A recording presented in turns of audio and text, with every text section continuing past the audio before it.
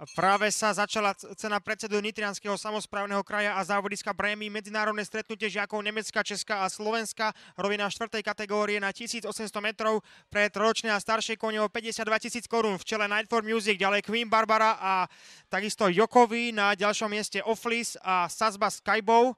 Na chvoste pola Burundi, taká je situácia v oblúku pri jazdeckých oddieloch. V čele Night for Music, na druhej pozícii zvonka Jokovi, ďalej Queen Barbara, Oflis, zvonka Sazba, Kolia, Kaiba, Casa Cameron spoločne s Čausom a Beslanom a na chvoste pola Burundi. Taká je situácia na začiatku protilahlej steny, kde stále udáva tempo Night for Music, zostane SCH Racing Universal.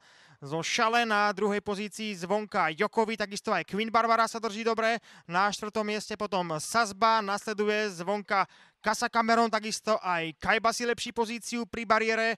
Potom ešte Oflis, takisto Kolia, za ním Chaus, Burundi a na chvoste pola Beslan. Taká je situácia na konci protilahlej steny, kde stále vedie Night for Music pred Queen Barbarou a na 3. mieste Sazba, ďalej potom Casa Cameron sa drží dobre na 4. pozícii, na 5. Kaiba, konec sú v záverečnom oblúku zhruba 700 metrov pred cieľom. Stále v čele praktického štartu Night for Music, na 2. mieste máme Sazbu, je tam aj Queen Barbara, Casa Cameron potom osamotene 4., za ním zvonka útočí Kaiba, pri bariére ešte Jokovi, takisto aj Oflis a Burundi sa snažia záverečných 350 metrov. Začína sa finišovať od bariéry stále Night for Music.